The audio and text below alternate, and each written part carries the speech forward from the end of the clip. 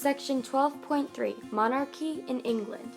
The Tudor family ruled during absolutism, but England had Parliament to limit the power of the monarchy. King Henry worked with Parliament to have laws passed to get England out of the Roman Catholic Church. In 1534, the Act of Supremacy, passed by Parliament, gave the king power over the Church of England. Then Mary I became queen, and she was Catholic, so England became a Catholic country again. After Mary I's death in 1588, Elizabeth became queen. With the help of Parliament, she made England Protestant again. Queen Elizabeth was pressured by Parliament to get married so there could be an heir to the throne, but she refused. Queen Elizabeth was a significant ruler in English history because she was the last monarch to rule in the Tudor dynasty.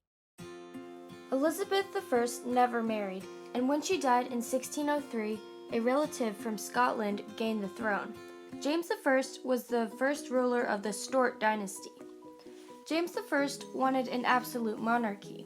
He believed in divine right. Naturally, Parliament didn't like him because he was threatening their power.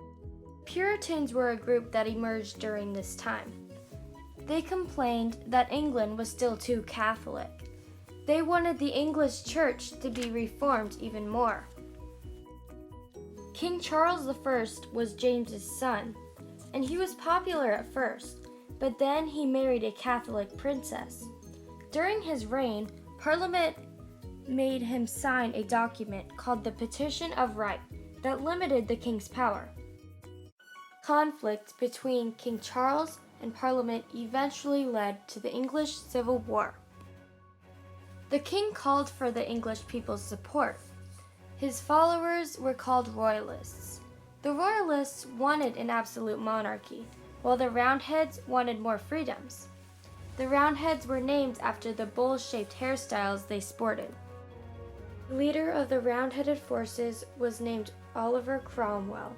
He was an army general. He had great leadership skills. The Royalist army was outmatched. In 1646, the king surrendered. Now that he was in control, Cromwell dismissed all the members of Parliament who didn't agree with him. Now Parliament put King Charles on trial for treason. He was found guilty, and on January 30th, 1649, he was publicly beheaded in front of his palace. Oliver Cromwell was a key figure in English history because he was the first ruler to earn his power through military merit.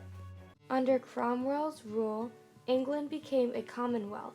A commonwealth is a republican government based on the good of all people.